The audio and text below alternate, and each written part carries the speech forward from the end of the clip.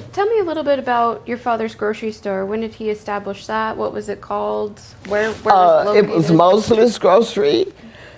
We were a block from Kemp High School, so during the lunchtime we had a lot of school kids coming in, getting their lunch and what have you. And my dad was always, he knew that there were some kids that didn't have any money, or anything. So he said, well, just wait a minute, I got something for you.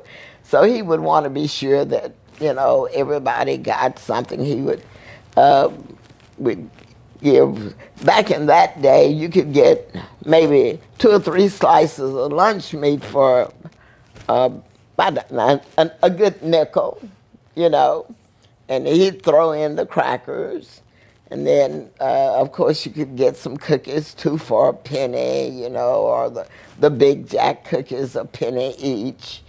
And and kids didn't really have a lot of money to spend. If parents could give them 10 or 15 cents to buy their lunch, they got full on lunch. So we'd have a store full of kids. So some of them you got to watch because somebody's going to try to grab something and get out without paying for it. But he'd say, well, just let them go. And of course, he used to talk about me all the time because I'd always go out fix a bunch of sandwiches. If the football boys or basketball boys were going on a trip, I'd fix up a bunch of sandwiches and put them in a bag and came here y'all some lunch. Where y'all go? So a young man was telling my dad before he passed away how he said, yeah, I knew that I couldn't say nothing to y'all about what you picked up. He said, because my daughter was one of them. She was making sandwiches, sending, giving them to you all so you'd have something to eat. He said, I'm just glad that the Lord allowed us to be able to do that. And of course, being the neighborhood grocery store, we did a lot of credit business, and people would come in at the first of the month or the last of the month, whichever way it went, to pay their bills and whatever.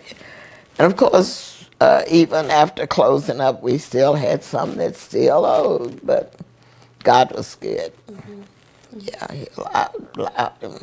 People come by and eat something to eat. They go and fix them something to eat there and give it to them and let them go ahead on.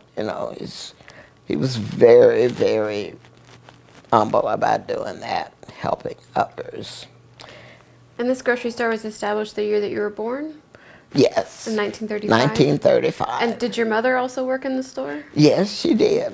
What did she do there? Well, my mom, yeah, she was, because my dad spent a lot of time in the country, doing the farm work and stuff, and we raised hogs and cows, and like I said, he always had his garden and what have you. And there was always something to do out there. My dad would get up about 5 o'clock every morning, and he'd cut meat and grind the ground meat and make the sausage and everything, and have the case full, and then he'd be ready to get on by doing something else. And my mom, and of course, during that time, he had, when he first started there, he had a sister, his youngest sister, helped him out a lot in the store.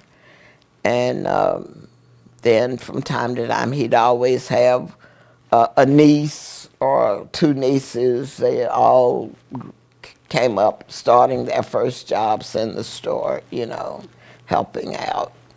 So he was always wanting to try to help his own. And your dad owned his own farmland. He wasn't tenant farming or sharecropping. No, he owned his own farm. He owned his own. Mm-hmm. Did he inherit that land, or did he come here? No, he purchased it. Do you know how he was able to do that? Well, my dad was a person who, when he first started working, I think he told me he was making like 50 cents a day.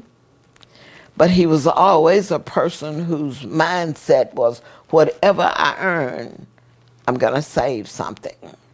And so regardless, he was going to save. If he made $2.50 a week, he was going to save 50 cents and stretch the $2 to do whatever, to take care of his bills and whatever else he needed to do.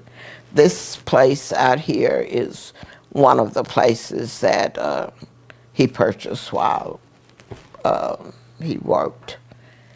And he just always had that mindset.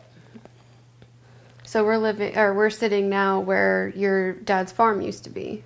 No, we're not really farming. We have some cattle, but not. I tried to have a garden, but I didn't plant one this spring because it was just too wet. And by the time that it got where I could break up the ground, it was just too late. Hopefully in the fall I'll be able to have a small garden. Yeah.